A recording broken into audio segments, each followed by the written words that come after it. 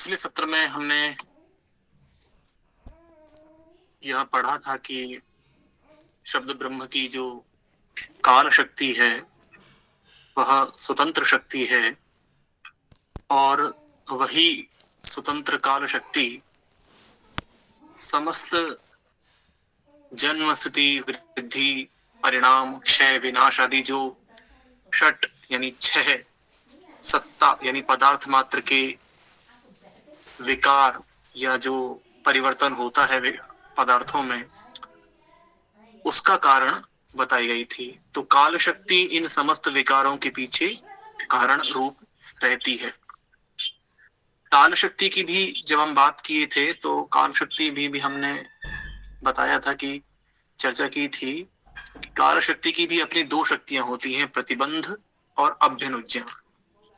तो प्रतिबंध और अभ्युज्या शक्ति के माध्यम से ही काल क्या करता है, समस्त पदार्थों में विकार उत्पन्न करता है। यदि काल की यह शक्ति ना हो, यानी प्रतिबंध और अभ्युज्या शक्ति ना हो, तो जो हमें क्रम दिखाई देता है जगत में, घटनाओं में, परिवर्तनों में, तो वह क्रम हमें दिखाई नहीं पड़ेगा, है ना। तो जैसे वसंत काल में पुष्पोद्गम होता है, ग्रीष्म काल में उद्गम नहीं होता, है ना। मिट्टी के बाद ही घड़ा बनता है और उसके बाद में घड़े का विनाश होता है। तो ये जो समस्त क्रियाएं हैं, ये जो समस्त गति है, इस गति का मूल कारण क्या है, यह काल शक्ति है। अब हम आगे चलते हैं। उसके बाद हमने कुछ संभवतः कर लिया था, एकस्य सर्व बीजस्य यस्य चेयमनिकधा, ये पद्य भी हमने कर लिया था, ये कार्य का। एकस्य सर्व बीजस्य यस्य चेयमनिकधा, एकस्य यानी वह जो शब्द तत्व है, जो समस्त का बीज है, समस्त की उत्पत्ति का कारण रूप है, उसी की यह जो हम लोगों को अनुभूत होती है लोक में, भोक्ता, भोक्तव्य और भोग, है ना। भोग करने वाला और भोग का विषय और भोग का जो साधन बन रहा है, यानी जो साधन है, साध्य है, और जो साधन, साध्य और साधक, जो इसका साधने वाला है। तो यह जो त्रिपुटी है, या इसको हम कह सकते हैं कर्ता, कर्म और करण। वही बात यहां पर कही है कि भोक्ता, भोक्तव्य और भोग। तो वह शब्द तत्व जो समस्त की उत्पत्ति का कारण है, वह हमें लोक में भोक्ता, भोक्तव्य और भोग के रूप में दिखाई देता है। यानी उसकी लौकिक स्थिति किस रूप में है, लौकिक स्थिति इस रूप में बताई है भर्तृहरि ने कि वही भोक्ता है, वही भोक्तव्य है और वही भोग का जो साधन बन रहा है वह है ना। जैसे एक मूर्तिकार होता है, तो मूर्तिकार भी वही है, मूर्ति भी वही है, और उस मूर्ति को बनाने वाले जो उपकरण हैं, हथौड़ा, छेनी आदि, वो भी वही है। तो एक ही शब्द तत्व भोक्ता, भोक्तव्य और भोग के रूप में इस लोक में हमें दिखाई देता है। ऐसी बात हमने, ऐसी चर्चा हमने पिछली कक्षा में की थी। अब आगे चलते हैं, इसके आगे।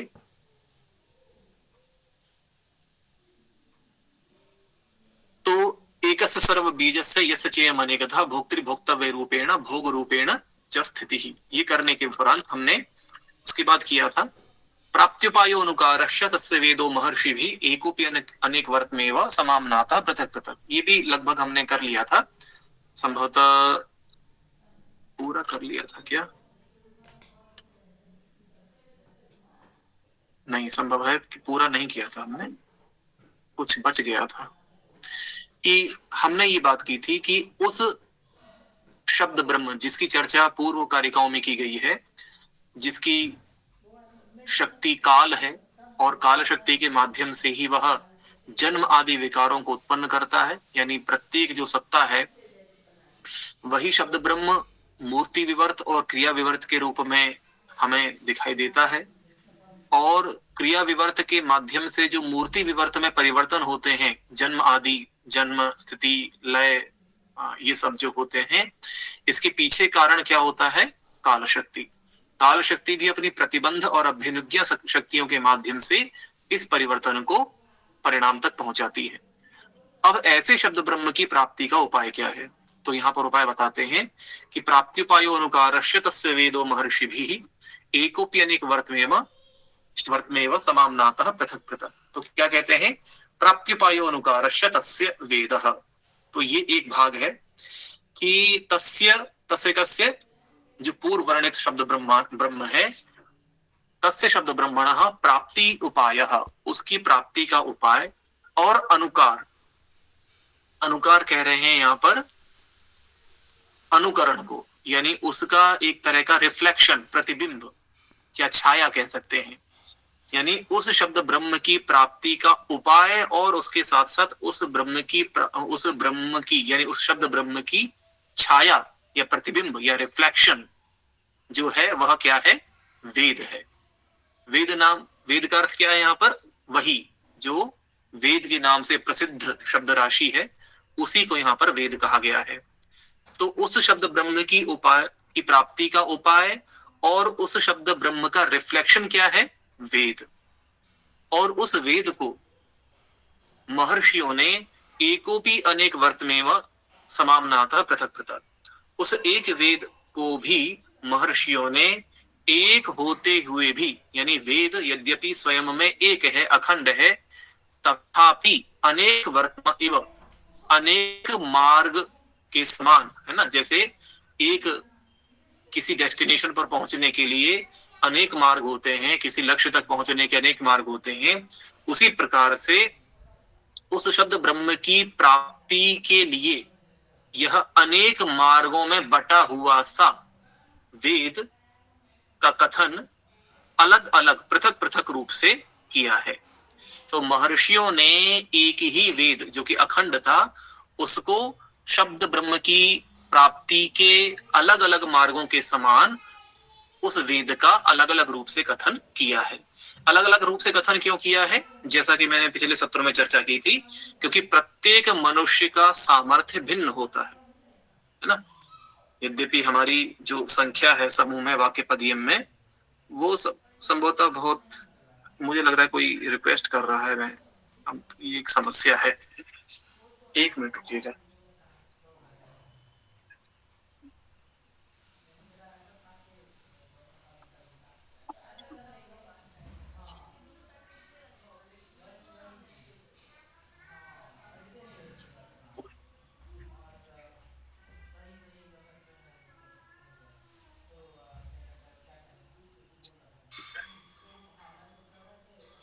क्या आपको मेरी ध्वनि सुनाई दे रही है? हाँ जी, धन्यवाद। संभवतः रिक्वेस्ट कर रहा था, मैंने ऐड कर दिया है। तो मैं बात कर रहा था कि उस एक वेद का अलग अलग रूपों में कथन किया है। किस कारण से? अधिकारी भेदात, क्योंकि प्रत्येक व्यक्ति की सामर्थ्य वैसी नहीं होती, इसलिए अधिकारी भेद से वेदों की भिन्न भिन्न शाखाएं की गई हैं। और भिन्न भिन्न शाखाओं को करने का एक उद्देश्य यह भी था कि जो वेद हैं, जो कि श्रुति परंपरागत हैं, उनका संरक्षण हो सके, उनको सुरक्षित किया जा सके, क्योंकि वेद को अखंड रूप में संभाल पाना या सुरक्षित रख पाना संभव है कि किसी एक कुल के सामर्थ्य में ना हो। अतः बौद्धिक सामर्थ्य को ध्यान में रखते हुए भिन्न भिन्न कुलों को यह दायित्व सौंपा गया और वेद के अनेक शाखाओं का जन्म हुआ। तो हमने बात यहाँ पर यह की थी कि उस शब्द ब्रह्म की प्राप्ति का उपाय और उस शब्द ब्रह्म का ही रिफ्लेक्शन, प्रतिबिंब क्या है? वेद है। और उस वेद को यद्यपि वह एक है, तथापि उस शब्द ब्रह्म की प्राप्ति के उपाय के रूप में अनेक मार्गों में महर्षियों ने उसका कथन किया है। उसके बाद प्राप्ति उपाय की चर्चा जैसे यहाँ पे आचार्य करते हैं, हम थोड़ा सा इसका सामान्य रूप से पाठ कर लेते हैं। देखिए, ये जो प्राप्ति उपाय की चर्चा करते हैं, तो यहाँ पर जो वृत्तिकार हैं हरिवृषभ, वो ये कहते हैं कि अन्य दर्शनों में जो उस शब्द ब्रह्म की प्राप्ति या ब्रह्म की प्राप्ति का के उपाय जो बताए गए हैं, अथवा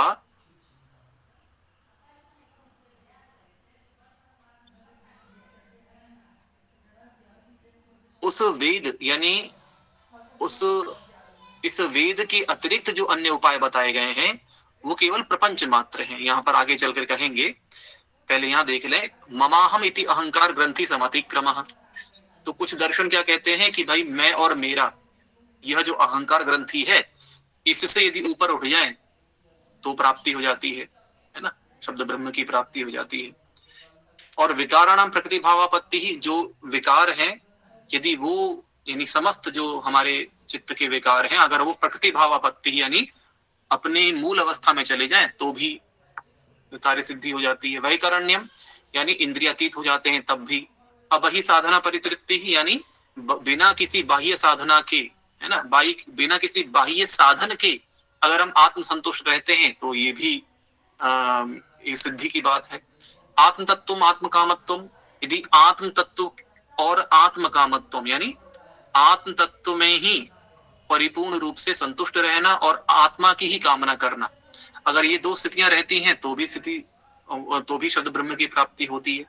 अनागंतुक अर्थत्व और बिना किसी भविष्य की पदार्थ की कामना किए परिपूर्ण शक्तित्व, परिपूर्ण रूप से शक्तिशाली यानी परिपूर्ण शक्ति का अनुभव करना, स्वयं में ही शक्ति का अनुभव करना। काल शक्ति नाम आत्ममात्रासु असमावेश, और जो काल शक्तियां हैं उनका आत्ममात्रासु असमावेश यानी जो काल की शक्तियां हैं, काल की जो भिन्न भिन्न शक्तियां हैं उनका आत्ममात्रासु यानी काल स्वयं काल में असमावेश होना यानी काल में न मिलना, यानी काल का हमें जब पृथक रूप से आभास हो जाता है तब भी हमें कार्य की या ब्रह्म की प्राप्ति हो जाती है। सर्वात्मना नैरात्म्यम, और पूरी तरह से यदि पूरी तरह से कोई व्यक्ति नैरात्म्य भाव को प्राप्त कर लेता है तो भी स्थिति कैसी रहती है, शब्द ब्रह्म की प्राप्ति उससे भी हो जाती है। अब आगे क्या कहते हैं देखिएगा,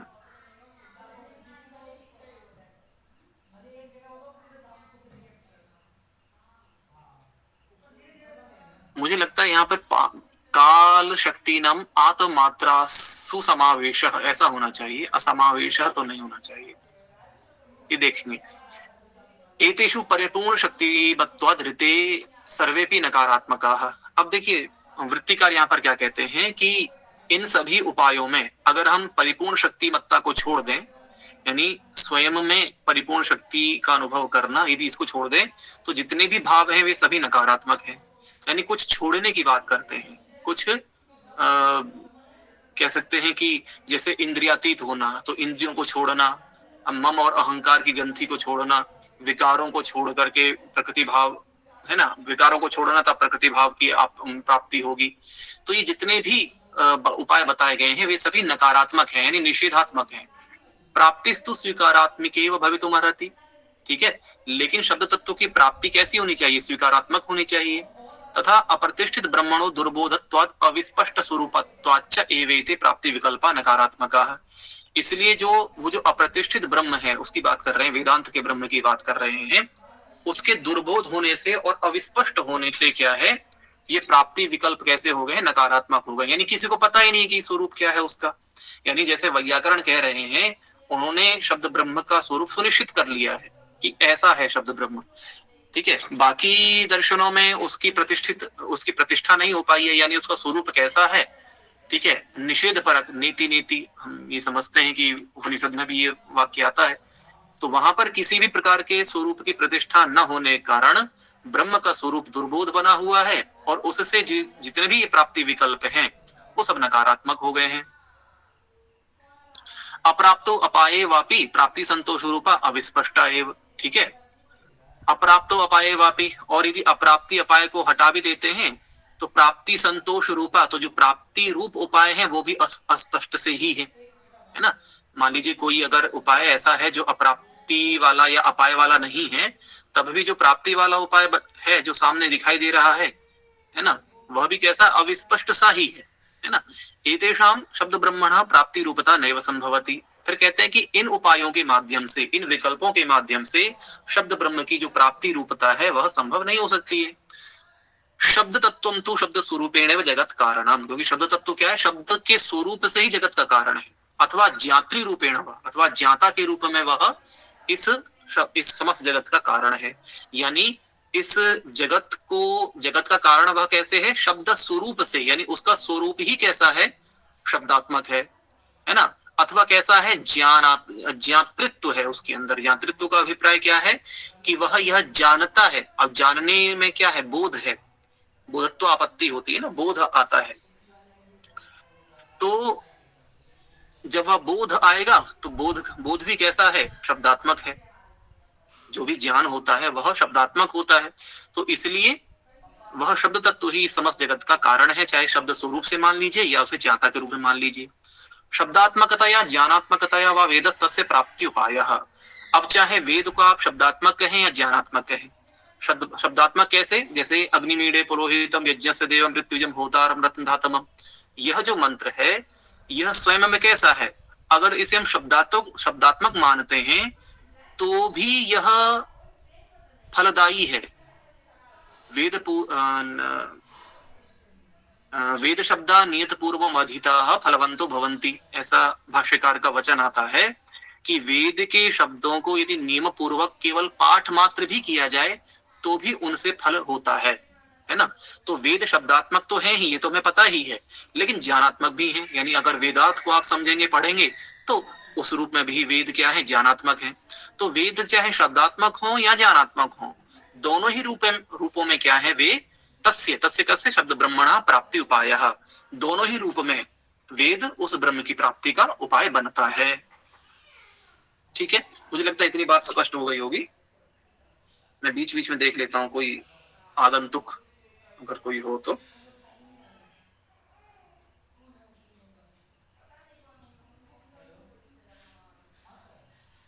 ठीक है, तो चलिए हम बात करते रहते हैं। तो तथा च इयम अभियुक्तोक्ति ही, अब हरि वृषभ कह रहे हैं तथा च इयम अभियुक्तोक्ति ही, यह विद्वानों का कथन है या उपनिषदकार का कथन है कि वेदाभ्यास परम आंतरम शुक्लम अजरम ज्योति अस्मिन्नेव अपारे तमसी वीते विवर्तते। अब बहुत ध्यान से देखिएगा, ये किसी अभियुक्तोक्ति बताई है। अभियुक्त का अर्थ क्या है, विद्वान, या फिर उपनिषद वचन भी है, कह सकते हैं। क्या कह रहे हैं, या फिर ये किसी प्राचीन शास्त्र की कोई पंक्ति है। कह रहे हैं वेदाभ्यास परम आंतरम, कि वेद के अभ्यास के पश्चात क्या होता है, परम आंतरम, आंतरम शुक्लम अजरम, एक अंतर ज्योति जो कैसी है, शुक्ल है, अजर है, मतलब नित्य है। अस्मिन्नेव अपारे तमसी वीते विवर्तते, इस समस्त जगत से जब ये अज्ञान अंधकार, इस जगत का जब अज्ञान अंधकार दूर हो जाता है, यानी इस जगत को हम यथावत रूप में जब देखने लग जाते हैं, तब क्या होता है, वेद के अभ्यास से वह शुक्ल अजर ज्योति हमारे अंदर ही प्रकट होती है। ठीक है, यानी वेद के अभ्यास से यह जो अपार तमस, अज्ञान रूपी जो तमस फैला हुआ है जगत में, यह विवर्तत, ये वीत हो जाता है, यानी बीत जाता है, और उसके पश्चात हमारे अंतःकरण में वह शुक्ल और अजर रूपी ज्योति प्रकट होती है। तच्च ज्योति, और वह ज्योति कैसी है, इसका फिर बताते हैं कि स्वरूप ज्योति रेवांथा परावाग अनपायिनी। स्वरूप ज्योति, वह स्वरूप से क्या है, ज्योति रूप है, ज्योतिर्मय है ना। वह ज्ञान, वह जो भी शब्द ब्रह्म है वह तत्व रूप में कैसा है, स्वरूप ज्योति ही, ज्योति रूपी है। अंतः परावाग अनपायिनी, और अंतः परावाग के रूप है। अनपायिनी, परिवर्तन रहित है, उसमें कोई परिवर्तन नहीं होता। इत्यादि ना आंतर ज्योतिष्वेन परावाग रूपेण स्वीकृतम। तो इस तरीके से उस आंतर ज्योति को परावाग रूप स्वीकार किया गया है, कहाँ, शास्त्रों में।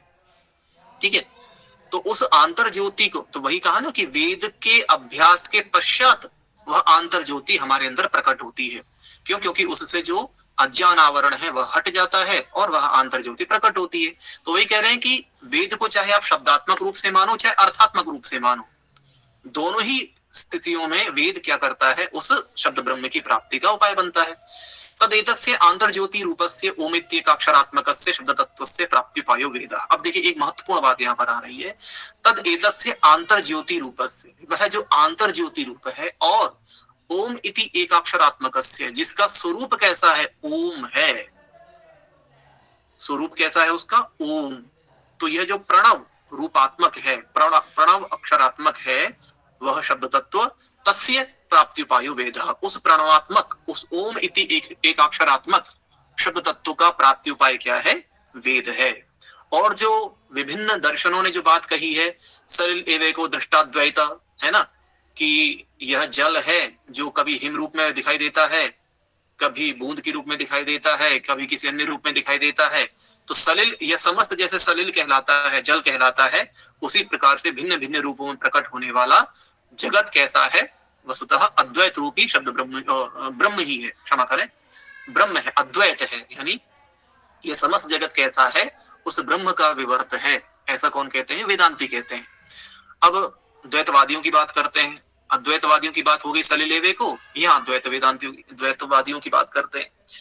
द्वासुपर्णा इत्यादयो ब्रह्म विषय का अर्थवादाः, कि ये जो बातें कही गई हैं, द्वासुपर्णा संयुजा से कहा है, यहाँ पर द्वैत आ गया कि दो पक्षी हैं, डाल पर बैठे हैं, एक फल खा रहा है, दूसरा देख रहा है। द्वासुपर्णा संयुजा सखायः सखाय समानम वृक्षम परिषस्व जाते तयोरन्य पिप्पलम स्वादवत्ती नश्नन्योभिचाकशीति। तो ये जो मंत्र आता है, यह मंत्र द्वैत को प्रतिपादित करता है। तो ये फिर वृत्तिकार कहते हैं कि ये समस्त वाद कैसे हैं, ये समस्त ब्रह्म विषय जो वाद हैं, ये सब अर्थवाद मात्र हैं। ठीक है, ठीक है, निंदा प्रशंसा नितर वाक्यम अर्थवाद, इस तरीके से आता है कि जब किसी बात का समर्थन करना होता है तो उसकी प्रशंसा कर दी जाती है, और जब किसी का समर्थन नहीं करना होता है या उसको नीचे गिराना होता है तो उसकी निंदा कर दी जाती है। तो लेकिन इनमें कोई वास्तविकता नहीं होती है। मुख्य रूप से ध्येय क्या होता है कि जो विषय पर बताया जा रहा है उसको लोग उसका पालन करें, और जो अच्छी चीजें नहीं है, असत चीजें हैं, उनको त्याग दें। तो इसलिए क्या है, अर्थवाद का आश्रय प्राचीन शास्त्रों में लिया जाता रहा है। या नाशित्य, जिन वादों को लेकर के एकत्वीनाम द्वैतीनाम से दार्शनिकानाम वादाः, इन्हीं सलिलेवेको आदि जो ब्रह्म विषयक अर्थवाद हैं, इनको ले लेकर के एकत्ववादियों ने और द्वैतवादियों ने सबने अपने अपने वाद स्थापित कर लिए हैं।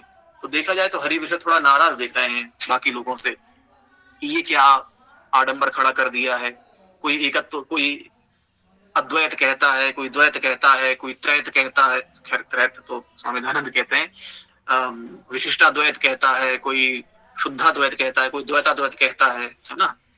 तो बहुत सारे जो वाद प्रचलित हो गए, तो यहाँ नाराज हैं। कहते हैं अतः शब्द तत्वातिरिक्तस्य कस्यापि ब्रह्मणः प्राप्त्युपायो वेद इति तन्ना। कह रहे हैं कि शब्द तत्व के अतिरिक्त किसी अन्य ब्रह्म की प्राप्ति को पाए वेद है, ऐसा नहीं माना जा सकता। यानी वेद जिस ब्रह्म की प्राप्ति कराता है वह अद्वैतवादियों का या द्वैतवादियों का या अन्यवादियों का ब्रह्म नहीं है। वह ब्रह्म कौन सा है, शब्द ब्रह्म है। ठीक है, तो प्रवादा बहुधा मताः, और ये वाक्य आगे चल करके भर्तृहरि की कारिकाओं में आएगा ही। सत्या विशुद्धि सत्रोक्ता ये भी आएगा। इत्यादिना तेषां वादानां प्रवाद मात्रत्वाभ्युपगमात् तेषु सत्याय विशुद्धे अस्वीकाराच्य, क्योंकि उनमें पूर्ण सत्य का अभाव है, इसलिए उनको स्वीकार नहीं। अब बात आती है कि प्राप्ति उपाय तो आपने बता दिया, ये अनुकार क्या है। तो कहते हैं कि देखिए, शब्दात्मकता या ज्ञानात्मकता व वेदा शब्द ब्रह्मणो अनुकारः, कि वेद को चाहे शब्दात्मक मानो या ज्ञानात्मक मानो, दोनों ही रूपों में वेद उस शब्द ब्रह्म का अनुकार है। अनुकार माने प्रतिबिंब है, उसी की छाया है। वेद शब्द का अर्थ क्या है, ज्ञान, और ज्ञानस्य शब्दत्वापत्ति रिष्टा एव। ज्ञान हमेशा कैसा होता है, शब्दात्मक होता है। जी, जब भी आपको ज्ञान होगा किसी भी वस्तु का, किसी भी विषय का, तो वह शब्द रूप में ही होगा। यहाँ ये बात ध्यान देने योग्य है कि जब वो कह रहे हैं कि समस्त ज्ञान शब्दत्वापत्ति से युक्त है, इसका अर्थ क्या है कि केवल वो वैखरी अथवा मध्यमा की ही बात नहीं कर रहे हैं, वो पश्यंती की भी बात कर रहे हैं, वह परावाक की भी बात कर रहे हैं। या फिर कम से कम हम पश्यंती तक तो हमें जाना ही पड़ेगा कि समस्त ज्ञान कैसा है, तो पश्यंती मध्यमा के रूप में तो निश्चित रूप से हमारे चित्त में संस्कार के रूप में बना रहता है। शब्द से अनुकारो शब्द, शब्द का जो प्रतिबिंब होगा वह शब्द ही होना चाहिए। तो वेद कैसा है, शब्दात्मक मान सकते हैं, अथवा उस शब्द ब्रह्म को अगर ज्ञानात्मक माने तो भी हम अगर ज्ञानात्मक मानते हैं तो वो भी उसका जो अनुकार होगा, प्रतिबिंब होगा, वह ज्ञानात्मक होगा, यानी वह भी वेद ही है। यानी वेद को आप वेद शब्द माने या वेद के साथ में उसका वेदार्थ भी समझें, यानी तो ज्ञानात्मक हो जाएगा। अभिप्राय यह है कि वेद को आप शब्द रूप में माने चाहे अर्थ रूप में माने, दोनों ही रूपों में वह कार्य करेगा, यानी वह शब्द ब्रह्म का अनुकरण मात्र है, प्रतिबिंब मात्र है, ऐसा इन्होंने यहाँ सिद्ध किया। ठीक है, फिर कहते हैं हरि वृषभोपि स्ववृत्तौ याम सूक्ष्मं नित्यम अतीन्द्रियं वाचम ऋषयः साक्षात्कृत धर्माणो मंत्र दृशा पश्यन्ति ताम असाक्षात्कृत धर्मभ्यो अपरेभ्य प्रवेदयिष्यमाणाः बिल्मं समामनन्ति स्वप्न प्रवृत्तमिव दृष्ट श्रुतानुभूतम आचिख्यासन्तः, ये आचिख्यासन्तः है, इत्येषा पुराकल्पः। तो हरिवृषभ अपनी वृत्ति में कहते हैं कि याम सूक्ष्माम नित्याम अतीन्द्रियाम, संभवतः ये निरुक्त शास्त्र से उठाई गई है ये पंक्तियां, कि जिस सूक्ष्म और नित्य और अतीन्द्रिय वाक यानी वाणी को ऋषयः, जो ऋषि थे, कैसे थे वे?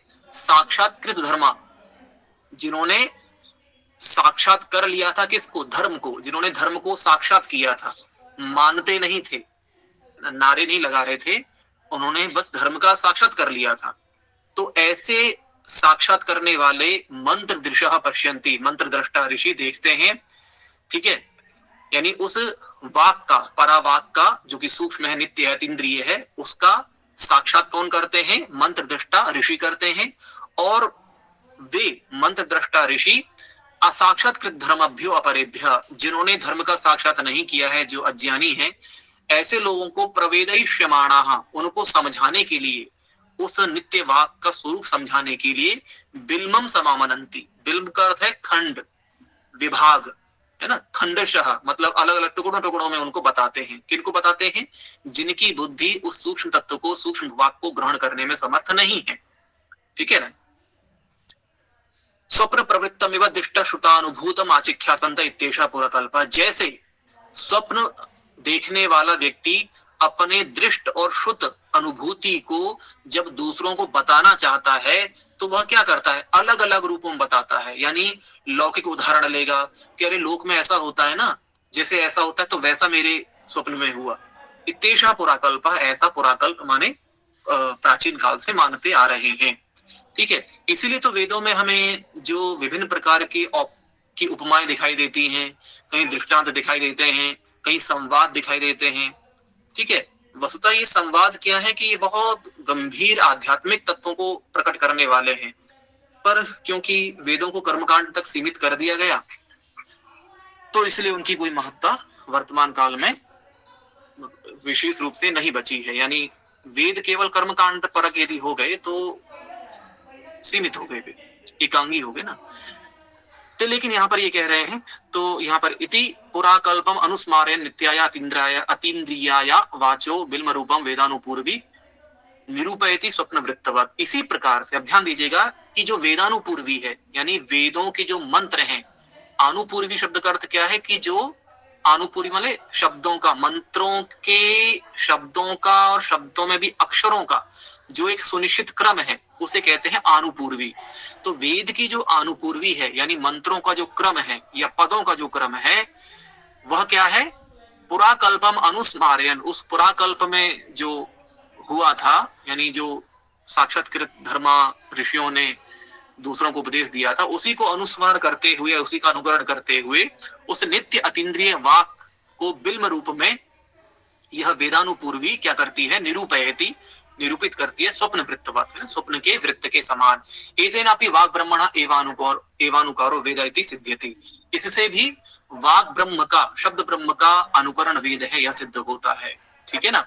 अच्छा, अब बात कहते हैं कि एकोपि अनेक वर्तमेव समाम्नात पृथक पृथक, तो एकोपि क्यों कह रहे हैं भाई?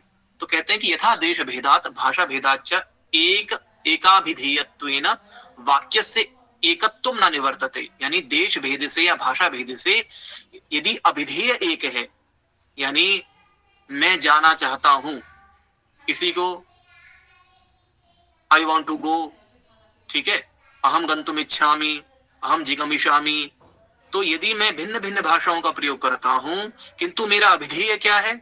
मैं जिसको बात को कहना चाह रहा हूं वो केवल एक है, तो मैं चाहे कितने भी भाषाओं को प्रयोग कर लूं या किसी भी देश में जाकर के कर लूं, जैसे उन भाषाओं का वाक्यार्थ एक ही रहेगा, वाक्य भिन्न भिन्न नहीं हो जाएंगे। उसी प्रकार से शाखा चरण आदि भेदों में बटा हुआ केवल एक कर्माभिधेयत्वेन, है ना, शाखा चरणों में बटा हुआ वेद कर्म ही, यानी जो कर्म है, जो कर्म कांड है, वही जिसका अभिधेय है। अभिधेय का अर्थ क्या है? वही जिसका तात्पर्य है। ऐसा वह अनेक शाखाओं में बटा हुआ वेद अनेक वर्तमत्वेपि, अनेक शाखाओं वाला होता हुआ भी वेदस्य उस वेद का एकत्व न विहन्यते, उस वेद का एकत्व नष्ट नहीं होता। एतच्च प्रणवाख्यात ब्रह्मण चत्वारो वेदाः समुद्भूता इति मतम अनुसृत्येव। ठीक है, यह क्यों बता रहे हैं? क्योंकि प्रणवाख्यात ब्रह्मण, उस प्रणव रूप शब्द ब्रह्म से ही ये चारों वेद निकले हैं। इसका अनुसरण करके ये बात कही गई है। प्रणवाद एक एव वेद संभूता अज पश्चात चतुर्धा व्यस्तो व्यासेन इति मतितु वेदस्य एकत्वम व्यवस्थितमेव। यानी कुछ लोग ये मानते हैं कि शब्द ब्रह्म से चार वेद प्रकट हुए थे एक साथ, है ना। ऐसा नहीं कि पहले एक वेद प्रकट हुआ फिर उसके बाद में उसके भेद हुए। तो कुछ आचार्य मानते हैं कि वेद चार ही प्रकट हुए थे। ठीक है, तो उनके मत में एकत्व सिद्ध किया जा रहा है कि उसका अभिधेय तो एक ही है, भले ही शाखाएं अनेक है। और जो लोग कहते हैं कि नहीं वेद तो एक ही हुआ था, बाद में व्यास जी ने उसको चार भागों में विभक्त किया, तो इस दृष्टि से तो वेद का एकत्व सिद्ध होता ही है। ठीक है, तो मैं समझता हूं कि आप लोग इस विषय को समझ गए होंगे। क्या मेरी बात समझ में आई सभी को? यहाँ जितने भी आप लोग पढ़ रहे हैं न्यून। ठीक है, बहुत अच्छा जी, आगे चलते हैं हम लोग। इसे करते हैं ना। मुझे ऐसा लगता है कि अब तो मुझे ये भय लगने लगा है, यद्यपि मेरा नाम अभय है, किंतु मुझे भय इस बात का है कि संख्या धीरे धीरे संकुचित होती चली जा रही है। कभी 200 लोगों ने वाक्यपदीय का जो ग्रुप है वो ज्वाइन किया था, उसके बाद में जुड़ने वाले लगभग आरंभ में 60 के लगभग थे, फिर 40 संख्या हुई, उसके बाद में 30 हुई, उसके बाद 20 हुई। ऐसा लगता है कि जैसे जैसे व्यक्ति मोक्ष की ओर जाता है, माया वैसे वैसे खींचती है। ये विचित्र है, लेकिन मुझे ऐसा लगता है कि सत्य है कि आप जैसे जैसे लक्ष्य की ओर बढ़ेंगे ना, वातावरण में कुछ ऐसी शक्तियां होती हैं जो आपको स्वाभाविक रूप से खींचती हैं। कभी आपको भूख लगने लग जाएगी वाक्यपदीयन के समय, अरे नहीं आज तो यार मूवी देखने का मन कर रहा है, आज गोलगप्पे खाने का मन कर रहा है। पता नहीं ऐसे ही समय में ही कुछ ना कुछ ऐसा व्याघात होता है कि इसीलिए व्रत कहा जाता है ना। स्वाध्याय को तप कहा गया है, स्वाध्याय को व्रत कहा गया है, क्योंकि हर किसी के सामर्थ्य में नहीं होता है ना। राजयोग में कहते हैं ना, विवेकानंद कहते हैं कि उच्च तत्व को धारण करने की सामर्थ्य प्रत्येक व्यक्ति में नहीं होती। हर व्यक्ति ब्रह्म निश्चित रूप से है, अव्यक्त ब्रह्म है, लेकिन प्रत्येक अव्यक्त ब्रह्म में जागने की जो कहते हैं ना कि एक कहते हैं ना, एक जील कह सकते हैं, उत्साह जो होता है वो हर किसी में नहीं होता। चलिए, वेदस्य भेदेपि, अब यहाँ पे हमने जो बात कही थी वो क्या था कि भाई शब्द ब्रह्म की प्राप्ति का उपाय और अनुकार यानी प्रतिबिंब क्या है? वेद है। अब यहाँ पर कह रहे हैं कि वेद अनेक हैं, लेकिन तथापि उनमें एकत्व विद्यमान है। ये हम शीघ्रता से पढ़ लेंगे कि भेदानाम बहुमार्गत्वम कर्मणि एकत्र चांगता। वही बात कह रहे हैं जो पिछली पंक्तियों में मैंने आपको बताई थी। शब्दानाम यथाशक्तित्वम तस्य शाखासु दृश्यते। क्या कह रहे हैं भाई? भेदानाम बहुमार्गत्वम कर्मणि एकत्र च अंगता। ठीक है, वेदस्य तस्य तस्य कैसे? वेदस्य भेदानाम, है ना। भेदानाम माने उस वेद के जो भेद हैं, ऋग यजुः साम अथर्व, और फिर इनकी भी अपनी जो शाखाएं हैं, तैत्तिरीय, माध्यन्दिन, शाकल, बाष्कल आदि जो शाखाएं हैं, और फिर संहिता पाठ, पद पाठ, क्रम पाठ, जटा, माला, शिखा, रेखा आदि जो पाठ भेद जो बटे हुए हैं, यद्यपि इनका बहुमार्गत्व है, यानी वेद को यदि हम एक दृष्टि से देखेंगे तो वेद अनेक मार्गों में बटे हुए हमें दिखाई देंगे। ये ऋग्वेद है, ये यजुर्वेद है, इसकी शाखा ये है, इस शाखा का यह पाठ, इस शाखा की यह पाठ विधि है। तो इस प्रकार से हमें बहुमार्गता यहाँ पर दिखाई देगी, अनेकता दिखाई देगी। तथापि पुनरपि उस वेद की कर्मणि ज्योतिष्टोमादो याज्ञे कर्मणि तेषाम अंगता अपि अस्ति। लेकिन जो कर्म कांड है, ज्योतिष्टोमादि याज्ञिक कर्म है, उनमें सभी की अंगता माने उपकारकता, यानी समस्त वेद शाखाएं, उनके संहिता पाठ इत्यादि जितने भी पाठ हैं, उन सभी शाखाओं प्रशाखाओं का जो ध्येय है, जो अवसान है, पर्यवसान है, या उनकी जो उपकारकता है, वह कर्म में आकर के समाप्त होती है।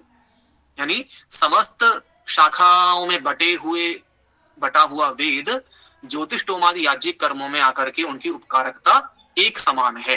यानी कोई भी वेद ऐसा नहीं है जो याज्ञिक कर्म करने का उपदेश न देता हो। यज्ञ कर्मणस्ते सर्वे वेदा अंगभूता सन्ति इत्यर्थ। यानी याज्ञिक कर्म के सभी वेद शाखाएं अंगभूत हैं। ठीक है, जितने भी वेद शाखाएं हैं वो याज्ञिक कर्म की अंगभूत हैं, यानी उपकारक हैं। तस्य विविधासु शाखासु शब्दानाम यथशक्तित्वम, और उन शाखाओं में, है ना, जैसे माध्यम शाखा हो गई, काण्व शाखा हो गई, तैत्तिरीय शाखा हो गई, है ना, ये जो शाखाएं हैं, इन विविध शाखाओं में शब्दों का जो यथशक्तित्व है, यथशक्तित्व शब्द यहाँ पर अवधेय है। यथशक्तित्व का अर्थ है कि शब्दों का जो अपना कह सकते हैं अर्थ को बोध कराने का जो सामर्थ्य है, अथवा एक और अर्थ यहाँ पर संगत होता है, वो ये है कि अभ्युदय निःश्रेयस संपादकत्व नियमः, यानी वेद के समस्त शाखाओं में जितने भी मंत्र हैं, उन सभी मंत्रों में अभ्युदय अथवा निःश्रेयस को प्राप्त कराने की सामर्थ्य हमें दिखाई देती है। अभिप्राय क्या है, ये कहना क्या चाह रहे हैं, ये कहना चाह रहे हैं कि वेद यद्यपि अनेक शाखाओं में विभक्त है, तथापि याज्ञिक कर्म में उन सभी शाखाओं की उपकारकता देखी जाती है। एक बात, इसलिए वेद एक है। दूसरी बात, उन समस्त वेद मंत्रों में जो अभ्युदय और निःश्रेयस की प्राप्ति कराने का सामर्थ्य है, वो सभी शाखाओं में लगभग बराबर है। लगभग शब्द का प्रयोग नहीं करना चाहिए, वो सभी शाखाओं में निष्विद्यमान है। यानी प्रत्येक वेद की कोई भी शाखा का कोई भी मंत्र ऐसा नहीं है जिसमें अभ्युदय और निःश्रेयस प्राप्त कराने की सामर्थ्य न हो, ऐसा यहां पर इन्होंने कहा है। ठीक है,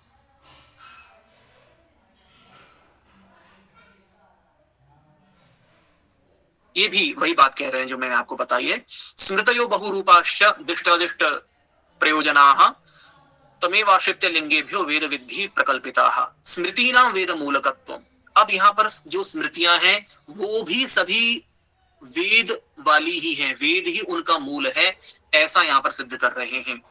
कह रहे हैं कि जो वेद विद्धि ही, यानी जो वेदज्ञ व्यक्ति थे, कौन कौन, मनु या जीवल्क आदि जितने भी हमारे वेदार्थ जानने वाले ऋषि महर्षि आचार्य हुए हैं, उन सभी ने उस तमेवाश्रित्य, ध्यान दीजिएगा, वेद विद्धि तमेवाश्रित्य, तमेव कमेव वेदमाश्रित्य, उस वेद को ही आधार बना करके लिंगेभ्यो माने लिंग का अर्थ होता है लीनम अर्थम गमयति, जो छिपे हुए अर्थ को प्रकट करता है, यानी चिन्ह। ठीक है ना, अगर पाकिस्तान का झंडा लहरा दिया तो निश्चित रूप से ये सिद्ध हो जाएगा कि यह व्यक्ति पाकिस्तान समर्थक है। ठीक है, अगर भारतीय झंडा लहरा दिया तो निश्चित रूप से पता चल जाएगा कि यह व्यक्ति भारतीयता का या भारतवर्ष का समर्थक है। तो लिंग उसी को कहते हैं, यानी चिन्ह को।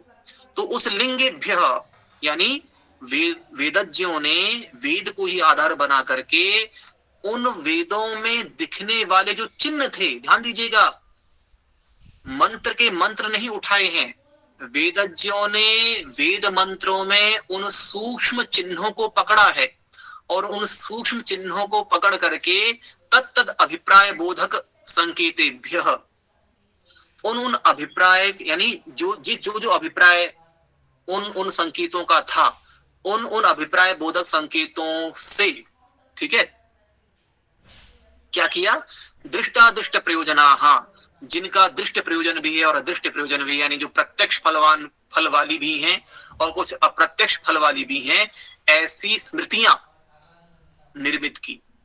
तो वेदज्ञों ने वेद को ही आधार बना करके उस वेद की सूक्ष्म बातों को ग्रहण करके, यानी उन बातों का मर्म ग्रहण करके प्रत्यक्ष फल वाली या अप्रत्यक्ष फल वाली स्मृतियों की, स्मृति शास्त्रों की रचना की। ये बहुत ही सरल अर्थ है, मुझे लगता है।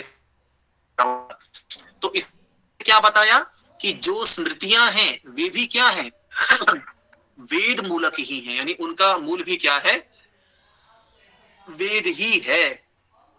ठीक है, इसलिए यहां पर अच्छा ये क्यों कह रहे हैं, इन्होंने स्मृतियों की चर्चा क्यों की है, क्योंकि व्याकरण भी क्या है, एक स्मृति है ना। शिष्टेर अनुबध्यते सैषा व्याकरण स्मृति ही, भर्तृहरि स्वयं इसको स्मृति कह रहे हैं कि व्याकरण शास्त्र क्या है, एक प्रकार से स्मृति है। और स्मृति है इसका अर्थ ये नहीं है कि वो वेद से कुछ अलग है ना। इस स्मृति की रचना कैसी हुई है, वेद को ही आधार बना करके हुई है। तो इस व्याकरण स्मृति का मूल भी क्या है, वेद ही है। यहाँ तक कि जो चरक सुश्रुत आदि जो आचार्य हुए हैं या धर्म शास्त्रकार जो हुए हैं, उन्होंने भी वेदों को ही आधार बना करके, जो जिनको हम कहते हैं कि जो प्राचीन है और जो थोड़ी प्रामाणिक स्मृतियां हैं, उनकी हम बात कर रहे हैं। ठीक है, ये भी वही अर्थ है जो मैंने आपको अभी बताया है। ठीक है, वादाह अर्थवाद मूलकाह। अब बात आती है कि चलिए आपने ये बता दिया कि स्मृतियां वेद मूलक हैं, लेकिन ये इतने सारे जो दर्शन हैं, जो उपांग हैं, आपने स्मृतियों की चर्चा की थी, वो अच्छी बात है, लेकिन जितने भी वाद हैं, अद्वैतवाद है, द्वैतवाद है, शुद्धाद्वैत है, विशिष्टाद्वैत, खैर ये तो तब नहीं थे, पर फिर भी कम से कम अद्वैत और द्वैत तो थे ही। तो कह रहे हैं कि ये जो वाद हैं, इनका कारण क्या है, यानी हमें जो जगत में इतने सारे दर्शन दिखाई देते हैं, इन दर्शनों का फिर मूल क्या है।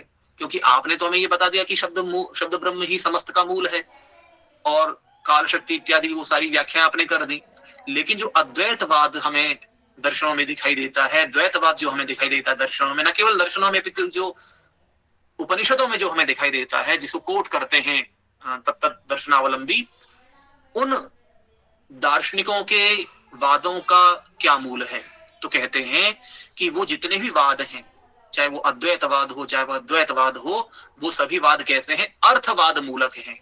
यानी उपनिषदों में बहुत सारे स्थानों पर अर्थवाद का आशय लिया गया है। अर्थवाद की मैंने आपको बात बता ही दी है कि अर्थवाद वो होते हैं जो निंदा स्तुति परकान्यतरम, क्या है, निंदा स्तुति अन्यतरम, निंदा स्तुति अनंतरम, नहीं, क्या है, स्तुति निंदान्यतरम वाक्यम, संभवतः ये परिभाषा है। पीयूष जी अगर अशुद्ध हो तो आप शुद्ध कीजिएगा। या तो स्तुति निंदान्यतरम वाक्यम है या फिर प्रशंसा निंदान्यतरम वाक्यम, ऐसे करके अर्थ संग्रह में आता है। तो कह रहे हैं कि तस्य अर्थवाद रूपाणी। हाँ जी, स्तुति निंदा बोधक वेद वाक्य रूपाणी। हाँ, धन्यवाद। तस्य अर्थवाद रूपाणी निश्चिताः स्वविकल्पजाः। तस्य वेदस्य अर्थवाद रूपाणी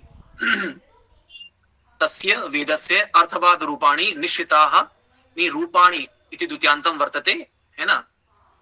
यथा कष्टम श्रुतः कष्ट श्रुतः भवति ना, जैसे कष्टम श्रुतः बनता है तो उसमें द्वितीया का प्रयोग करते हैं, ऐसे यहाँ पर अर्थवाद रूपाणी श्रुताः, तो रूपाणी जो पद है वह द्वितीयांत है ना।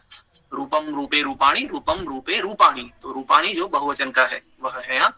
कि तस्य वेदस्य अर्थवाद रूपाणी निश्रिताः नितराम आश्रिताः स्वविकल्पजाः। स्वविकल्पजाः माने एते तेषां स्वमति विकल्पेन उद्भूताः सन्ति, कि ये जो सभी वाद हैं वे उनकी अपनी अपनी मतियों से, अपनी अपनी बुद्धियों के विकल्पों से उत्पन्न हुए हैं।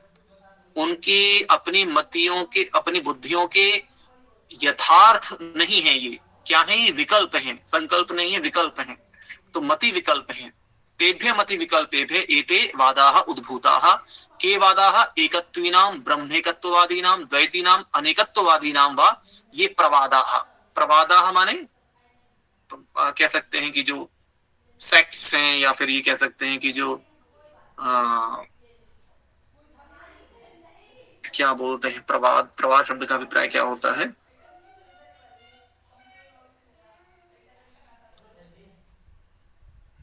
प्रवाद माने मत कह सकते हैं कि जो अलग अलग प्रकार के जो मत हमें दिखाई देते हैं, अद्वैत और द्वैत, एते पृथक पृथक वादाः बहुधा बहुप्रकारेण मताः प्रचलिताः सन्ति।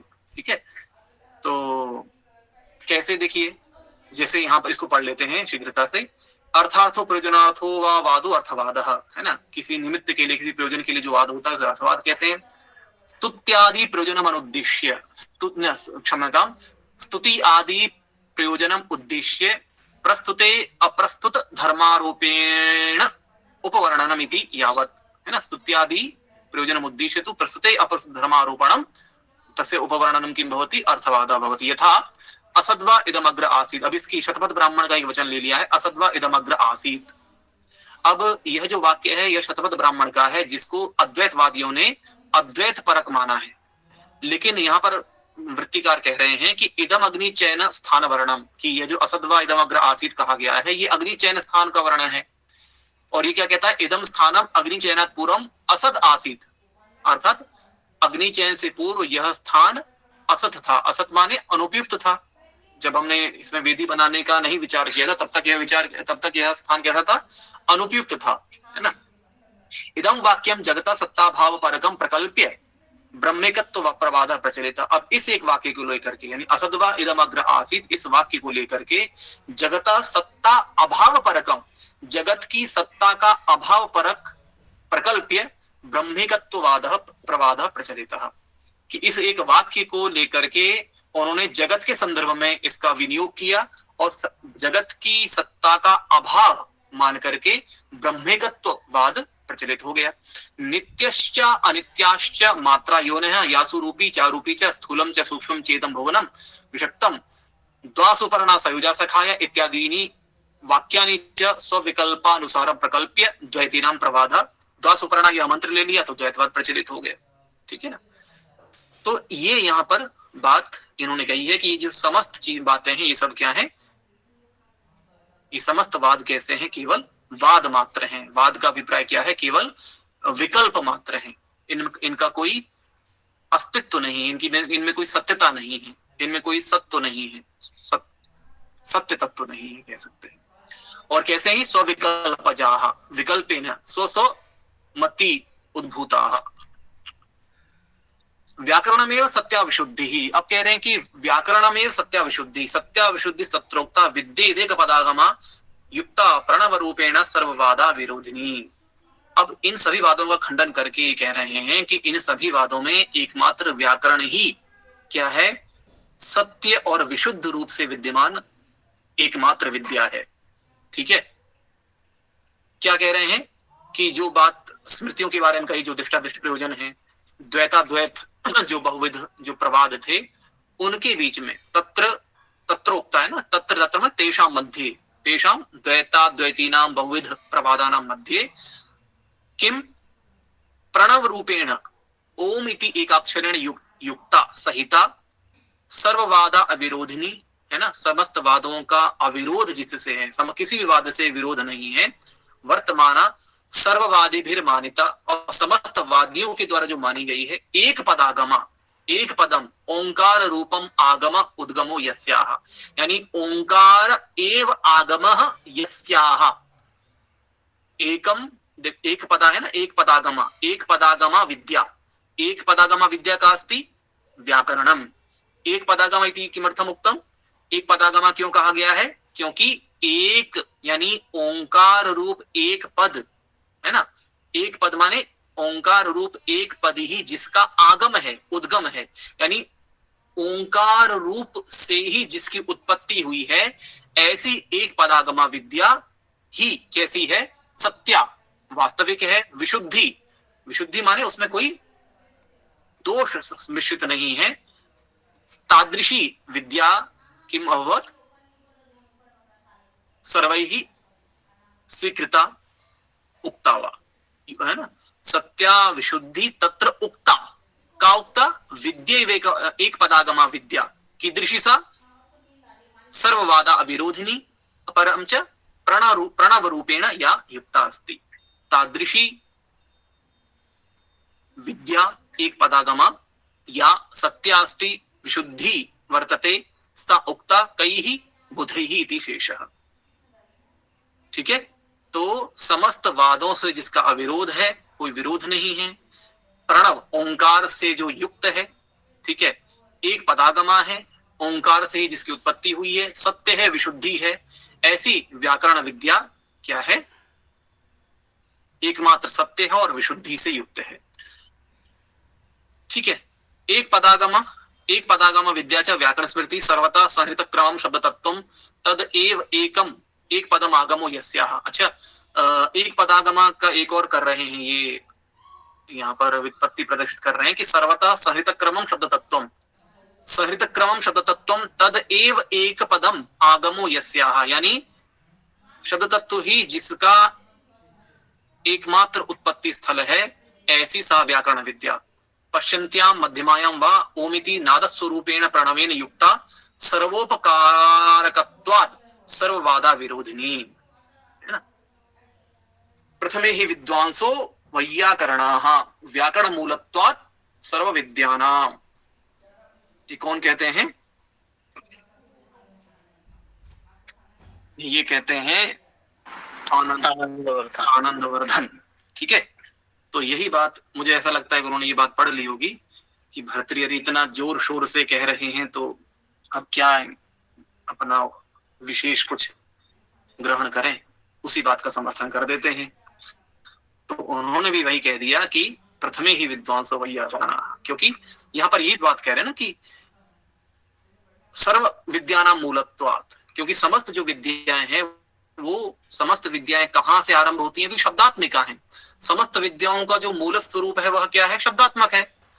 उस शब्द का बोध करने के लिए आपको क्या चाहिए, सबसे पहले आपको व्याकरण विद्या ही चाहिए। अगर व्याकरण विद्या नहीं है तो आप उलझ जाएंगे। साहित्य शास्त्र में भी जो दोष होते हैं उनमें से कुछ अनित्य दोष होते हैं, कुछ नित्य दोष होते हैं।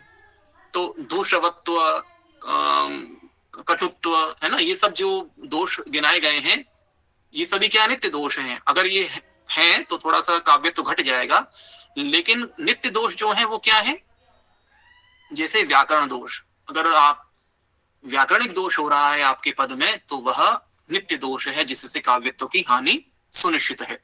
तो समस्त विद्याओं सर्व, तो कह रहे हैं ना कि सर्वता पश्यन्त्यां मध्यमायां वा ओमिति नाद स्वरूपेण प्रणवेन युक्ता। तो प्रणवेन युक्ता क्यों कहा गया, क्योंकि पश्यन्ति और मध्यमा में इसका जो स्वरूप है वह नाद रूप है। नाद रूप में ही यह उभर करके, अगर हम अपने मुंह को ना खोलें, अगर हम अपनी जिह्वा का इधर उधर संचालन ना करें, तो जो ध्वनि निकलेगी वह नाद रूप ही होगी। तो मध्यमा में, जैसे कि हमने चर्चा पहले भी की थी, कि सूक्ष्म रूप में यह जो प्राण तत्व है, यही प्राण तत्व सूक्ष्म रूप में नाद रूप में प्रेरित होकर के मध्यमा को बाहर प्रेषित करता है। इस तरीके से हमने चर्चा पहले की थी। तो वस्तुतः क्या है, ओम ये जो नाद रूप है, यह नाद रूप पश्यंती में भी है और यह मध्यमा में भी है। ठीक है, इसलिए इसको प्रणव युक्त कहा गया है। और सर्वोपकारकत्व सर्ववादा विरोधिनी, क्योंकि यह समस्त विद्याओं की उपकारिणी है, इसलिए समस्त वादों से इसका अविरोध है, कोई विरोध नहीं है। क्योंकि सभी दर्शन यह तो स्वीकार करेंगे कि भाई जो कुछ भी ज्ञान है वह समस्त ज्ञान कैसा है, शब्दात्मक है। शब्दानुविद्धम सर्वम सर्वम ज्ञानम, है ना, ऐसी बात यहाँ पर कही गई है। और समय हो चुका है, चलिए इस कारिका को हम अग्रिम सत्र में करेंगे। सभी का धन्यवाद। समाप्त करते हैं। अस्तु, कुछ कहना चाहते हैं आप, कोई प्रश्न है किसी का? सम्यक् अस्ति। इदं सत्रं वयम् अवसानं नयामः। अस्य सत्रस्य सुचारु प्रवर्तनाय अथ च प्राप्ति उपायान् चर्चितवते डॉक्टराभ्यवर्याय वयं हार्दान् धन्यवादान् व्याहरामः। अथ च अत्र संयुक्ताः सर्वेपि प्रतिभागिनः धन्यवादवचोभिः पुरस्क्रियन्ते। नमः समेभ्यः, शुभरात्रि, पुनः मिलामः।